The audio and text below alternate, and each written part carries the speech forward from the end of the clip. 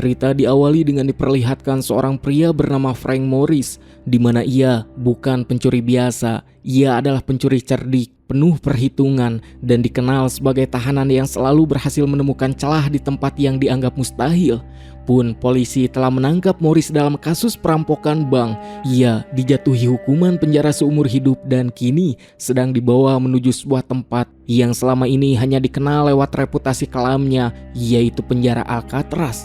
Alcatraz bukan sekadar bangunan tahanan, ia dibangun di atas sebuah pulau kecil yang terisolasi di tengah laut. Tak ada jembatan, tak ada jalur darat, kemanapun mata memandang yang terlihat hanyalah air laut yang dingin juga ganas. Artinya sederhana, sekalipun seorang tahanan berhasil menjebol sel, menipu penjaga dan keluar dari gedung utama, ia tetap tak bisa melarikan diri karena satu-satunya jalan keluar adalah menyeberangi laut. Karena alasan inilah Alcatraz menyandang status sebagai penjara paling aman di dunia, tempat di mana hanya penjahat kelas atas, kriminal paling berbahaya dan tahanan yang dianggap tidak punya harapan dikirim untuk menghabiskan sisa hidup mereka. Namun tanpa disadari siapapun, hari itu sejarah Alcatraz mulai bergeser karena yang baru saja tiba adalah seorang pria yang sebelumnya sudah berkali-kali berhasil kabur dari penjara lain, yaitu Frank Morris. Meski terkenal cerdas dan penuh percaya diri, kali ini di penjara Alcatraz, Morris merasakan sesuatu yang jarang ia rasakan sebelumnya. Alcatraz benar-benar berbeda. Setiap sudut diawasi dan setiap gerakan terasa diawasi oleh mata tak terlihat. Namun satu hal yang pasti, Morris sama sekali tak berniat menghabiskan seluruh hidupnya di sini. Begitu menginjakkan kaki di dalam penjara, otaknya langsung bekerja. Ia tidak berpikir tentang bertahan hidup. Ia tidak memikirkan adaptasi yang ada di kepalanya, hanya satu, bagaimana cara kabur dari sini. Setelah itu, ia dikunci di dalam sebuah sel sempit di dalam pintu besi tebal. Seorang penjaga berdiri di depannya dan berkata dengan nada datar, "Welcome to Alcatraz." Dan sejak saat itulah kisah yang sebenarnya dimulai. Tak lama kemudian sebuah bel nyaring terdengar di seluruh penjara. Pintu-pintu sel terbuka secara otomatis dan serempak. Para petugas mulai memanggil para tahanan keluar. Semua orang berdiri dalam barisan rapi menuju ruang makan untuk sarapan.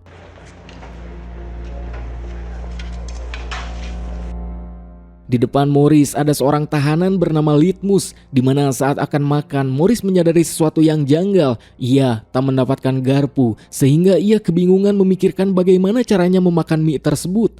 Litmus menanggapi situasi itu dengan sikap dingin dan tak ramah, seolah mengingatkan bahwa tempat itu bukanlah milik Morris dan apapun yang diterima harus diterima tanpa banyak bicara, sebab di tempat ini segala bentuk protes hanya akan memperburuk keadaan. Tiba-tiba suasana berubah. Seorang tahanan bernama Wolf mulai mengejek Morris dari kejauhan. Wolf bukan tahanan biasa. Ia dikenal sebagai salah satu tahanan paling berbahaya di Alcatraz, di mana setiap orang pun di penjara ini sudah muak dengan Wolf, dan ia memiliki banyak kasus pemerkosaan juga kekerasan. Serta di penjara ini setiap tahanan membawa bahaya masing-masing dan Wolf adalah salah satu yang paling ditakuti. Saat suasana kembali tenang, Litmus meminta sedikit makanan dari Morris. Tanpa banyak bicara, Morris memberikan piringnya. Namun ketika ia melihat ke bawah meja, ia menyadari sesuatu yang tak terduga, di mana Litmus tak memakan makanannya sendiri. Makanan itu ia berikan kepada seekor tikus yang bersembunyi di bawah meja.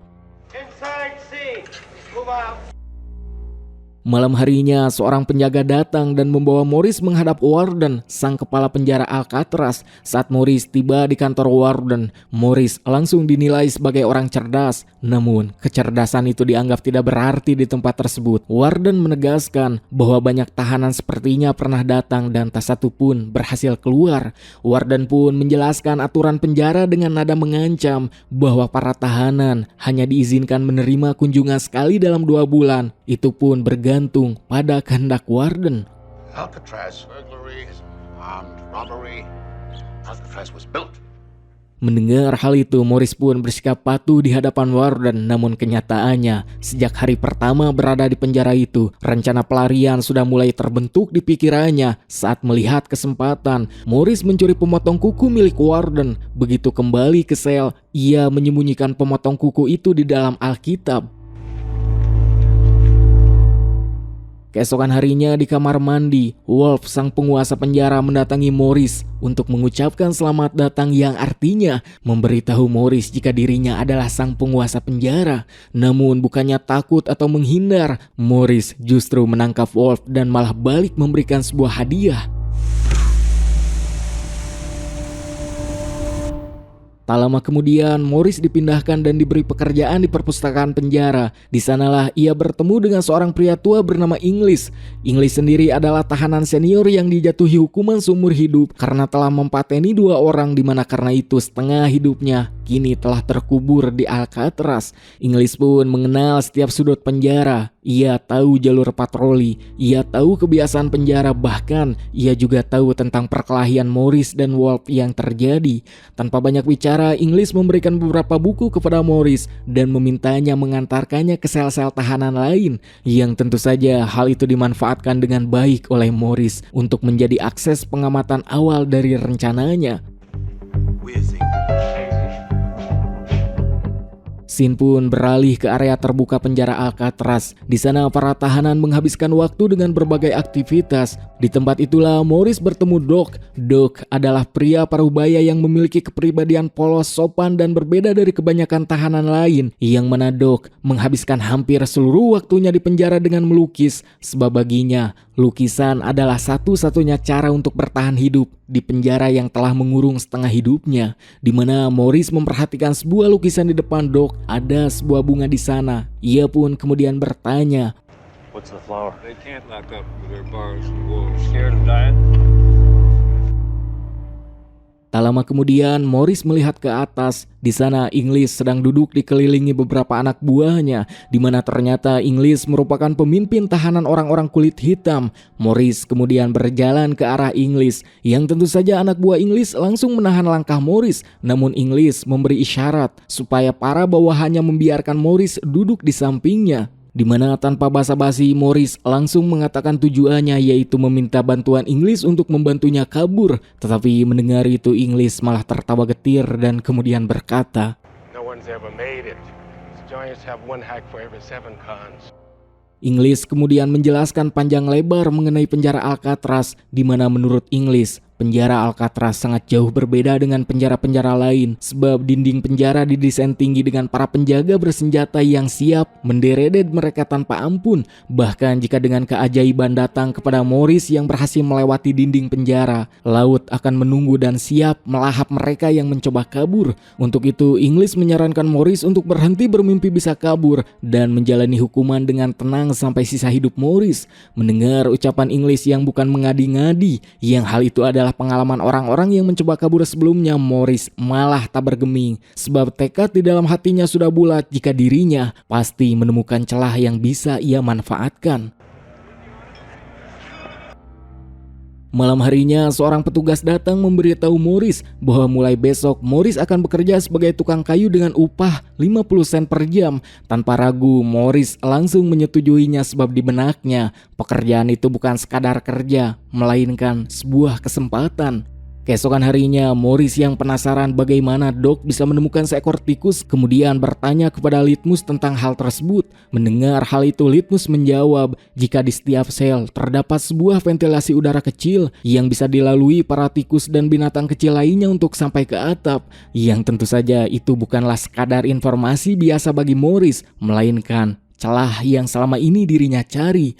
Hingga tak lama Doc memperingatkan Morris mengenai Wolf yang kini berjalan ke arah Morris. Belum sempat Morris bereaksi, Wolf sudah menyerangnya dengan pisau. Namun Morris yang sudah menduga jika Wolf akan menyerangnya, dengan cerdik melilitkan mantelnya untuk menahan serangan Wolf dan perkelahian pun terjadi. Ketika seorang penjaga datang melerai, Wolf justru menyerangnya, membuat situasi berubah menjadi kacau. Para penjaga menara pengawas pun mulai menembak untuk menghentikan kekacauan. Melihat hal itu membuat Morris kini sadar jika dirinya melupakan penjaga menara yang dibekali senjata, di mana kecerobohan itu hampir membuat rencana pelarian yang telah ia susun malah membawanya kepada kematian. Tetapi hal itu malah membuat Morris lega dan kembali mulai memperhatikan setiap detail penjara dengan lebih serius, supaya rencana yang telah ia susun tak ada kesalahan sedikit pun.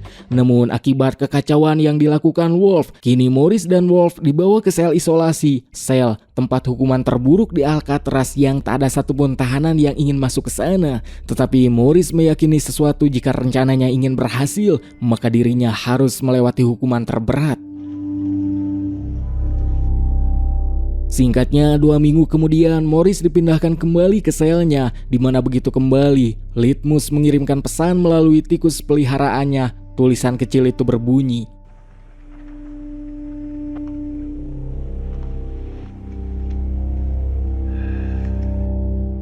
tak lama kemudian, seorang tahanan baru ditempatkan di sel sebelahnya. Namanya adalah Charlie, di mana Morris dan Charlie cepat akrab. Charlie kemudian diperkenalkan kepada English, Doc, dan yang lainnya. Namun di waktu yang sama, sesuatu terjadi. Warden, sang kepala sipir penjara, melakukan inspeksi mendadak ke setiap sel tanpa pemberitahuan. Di mana ketika Warden memasuki sel Doc, ia melihat banyak lukisan yang jumlahnya semakin hari semakin bertambah. Yang saat Warden melihat lukisan dirinya sendiri yang dibuat oleh Doc sedang cemberut, membuat Warden tak terima karena digambarkan seperti seorang otoriter. Keesokan harinya, Warden memerintahkan semua lukisan Doc dibuang. Keputusan ini pun menghancurkan Doc, karena lukisan-lukisan itu adalah satu-satunya alasan ia masih bertahan hidup. Morris yang melihat Doc yang biasanya ceria mencoba menenangkannya, tetapi kini Doc seolah sudah sangat berbeda. Seolah semua kebahagiaan Doc sudah hilang sepenuhnya hingga saat Doc dan Morris kembali bekerja di tempat kayu. Tanpa berkata apapun, Doc memasukkan sesuatu ke saku Morris yang tak lama kemudian Doc berteriak memanggil penjaga dan kemudian Doc dengan sangat nekat menggelencengkan jari-jarinya. Seolah Doc ingin memberitahu jika kini jari-jari yang tak bisa ia gunakan untuk melukis sudahlah tak berguna. Setelah itu Doc dibawa pergi untuk diobati, di mana setelah Doc dibawa pergi, Morris merogoh sakunya yang mana terdapat bunga kecil, bunga yang sama seperti di lukisan Doc. Morris mengerti pesan tersebut. Ia kemudian memungut tek-tekan jari Doc, memasukkannya ke dalam kotak dan berkata kepada para penjaga supaya diberikan kepada Warden. Put that in your report.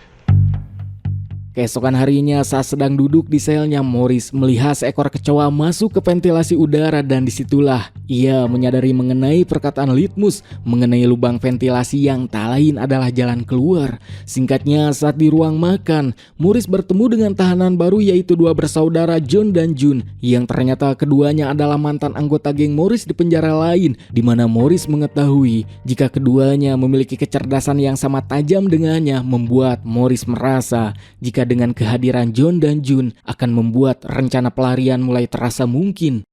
Di satu sisi, Charlie sang tahanan baru yang selnya bersebelahan dengan Morris mendapati sebuah kabar bahagia jika istrinya datang untuk menjenguk, di mana tentu saja hal itu membuat Charlie bahagia, wajahnya pun penuh rindu yang dibalut kecemasan.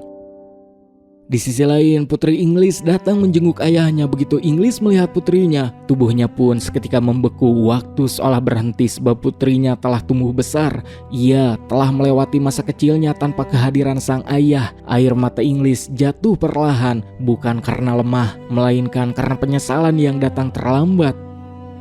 Kembali kepada Charlie yang ternyata kedatangan istrinya untuk menyampaikan kabar baru mengenai ibu Charlie yang sakit parah, dan dokter pun sudah memvonis jika ibunya Charlie kemungkinan hanya memiliki waktu 1 atau 2 bulan lagi.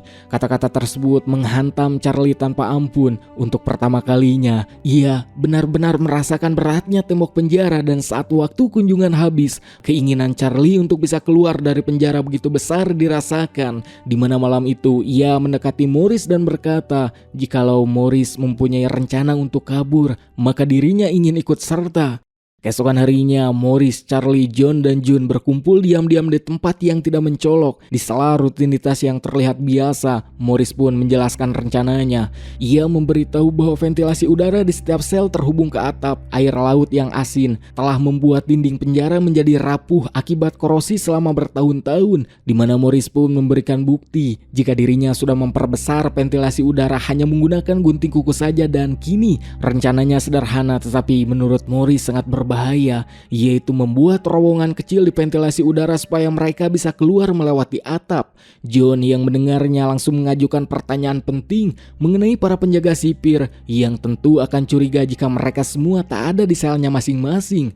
Mendengar itu, Morris tersenyum tipis. Ia berkata jika dirinya sudah memikirkan hal tersebut, yaitu memanfaatkan Jun yang bekerja di bagian cukur rambut. Morris menjelaskan tentang kepala palsu, rambut dari tukang cukur, wajah dari campuran beton dan kertas, diletakkan di tempat tidur dan ditutup oleh selimut, di mana penjaga yang memiliki kebiasaan hanya melihat sekilas tentunya tak akan curiga. Namun masalah berikutnya adalah laut. Morris menatap John yang bekerja di bagian pakaian untuk sebisa mungkin mencuri jas hujan dan memanfaatkan hal itu untuk membuat perahu tabung dan jaket pelampung yang bisa mereka gunakan nantinya. Dan untuk merealisasikan rencananya, Morris meminta Charlie untuk menjadi orang penting, yaitu menjadi penjaga yang nantinya memberikan kode jika penjaga sipir penjara datang ketika dirinya melakukan pekerjaannya membuat terowongan di lubang ventilasi.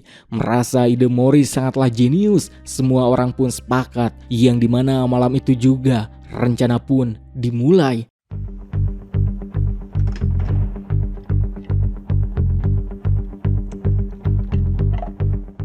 Tetapi masalah kembali dialami Morris sebab pemotong kuku yang digunakan sebagai alat menggali terowongan terlalu kecil, yang karena itu tangan Morris terluka walaupun lubang terowongan perlahan terbentuk. Tetapi Morris yang jenius tentu berpikir cara lain yang lebih efisien, yang saat di ruang makan Morris menatap sendok di tangannya. Sebuah ide pun muncul. Ia mengotori sendoknya untuk meminta penukaran sendok lain, yang karena hal itu seolah biasa para penjaga pun tak curiga dengan hal tersebut. Tetapi yang sebenarnya Morris mencuri 2 sendok untuk ia gunakan sebagai alat penggali terowongan.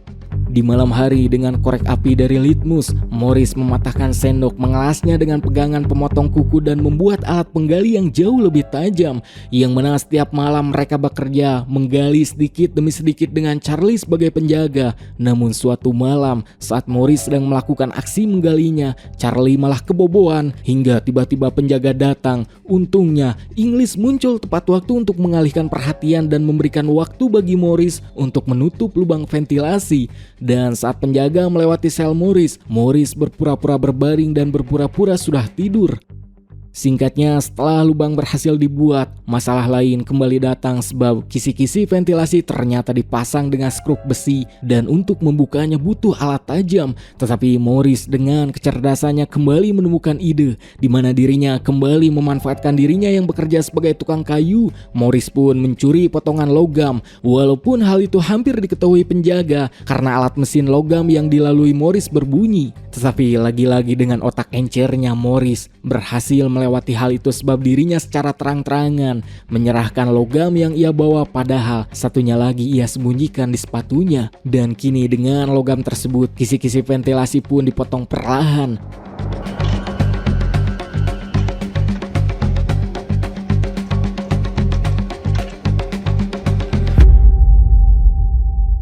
Tahap berikutnya yaitu kepala palsu sebagai pengalihan perhatian, di mana Charlie meminta cat, John mengumpulkan rambut, Jun mengumpulkan buku bekas, Morris mencampur beton dan kertas. Kepala palsu itu pun terlihat nyata, bahkan terlalu nyata. Morris juga membuat karton palsu untuk menutup lubang ventilasi, di mana suatu malam Morris naik sendiri ke atap untuk membuktikan sendiri rencananya. Saat berhasil memanjat pipa dan melewati lubang ventilasi, sebuah masalah kembali muncul sebab lubang besi yang menjadi jalan keluar tak bisa dijangkau Morris sendirian, yang di saat bersamaan petugas penjara hampir memergoki kepala palsu di sel Morris.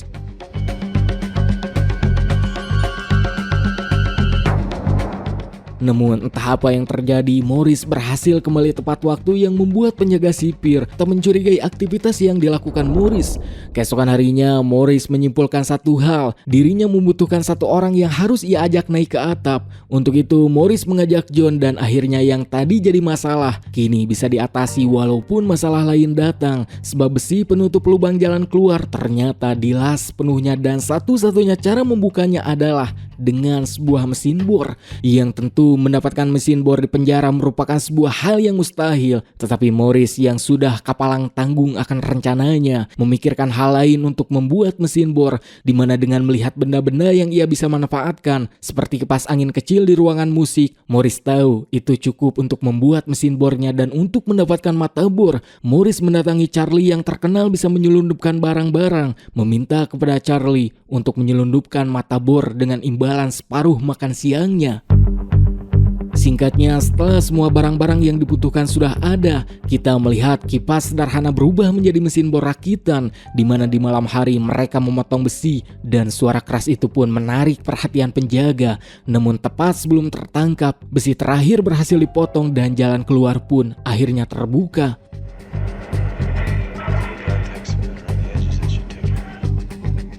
Pagi itu, Morris mendengarkan Doc meninggal karena lukanya, di mana sebagai ucapan belasungkawa, Morris meletakkan bunga pemberian Doc di meja. Namun Warden yang melihatnya dengan sengaja meremas bunga tersebut sambil berkata kasar mengenai Doc. Mendengar itu, Litmus langsung marah dan mencoba menyerang Warden, namun Litmus malah terkena serangan jantung yang seketika membuatnya meninggoy. Melihat semua yang terjadi saat itulah keputusan dibuat Morris jika malam ini waktu yang tepat untuk mereka melakukan pelarian. Inggris yang seolah mengetahui jika Morris sudah menyelesaikan semua puzzle terlihat memberikan buku terakhir. Morris pun menjabat tangannya dan kini keduanya tahu ini adalah sebuah perpisahan. Di mana saat malam tiba, Charlie yang awalnya memiliki tekad untuk kabur kini malah ragu, yang karena ketakutan akan kegagalan menguasai pikiran Charlie membuat Morris, John dan June dengan terpaksa pergi bertiga terlebih dahulu berharap Charlie mengikuti mereka.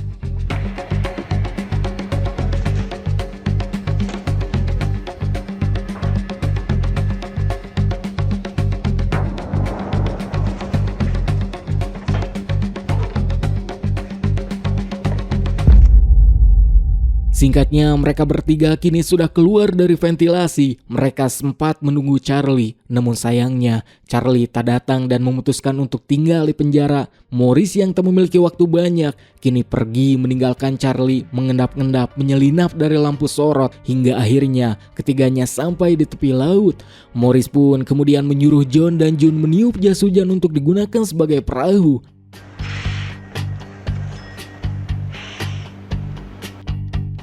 Dan malam itu, Alcatraz yang terkenal tak ada satupun napi yang bisa kabur. Akhirnya hal itu runtuh.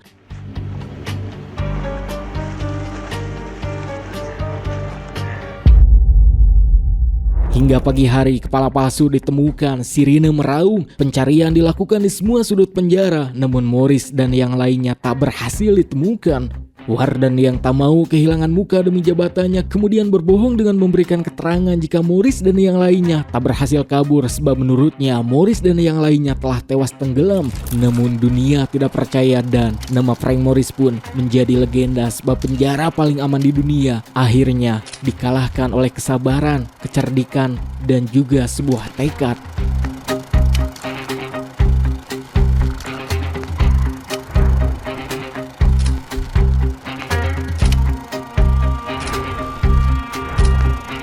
Tamat! Terima kasih sudah menonton dari awal sampai akhir. Untuk teman-teman semua, jika kalian ingin kirim-kirim salam kepada pacar, kerabat, ibu, ataupun diri sendiri, komen saja, insya Allah di video selanjutnya Abrai sebutin satu persatu salam kalian. Oke, segitu saja untuk video kali ini. Abrai pamit undur, pamit ungkur dari hadapan Anda, dan jangan lupa subrek-nya, oke? Abrai pamit, bye.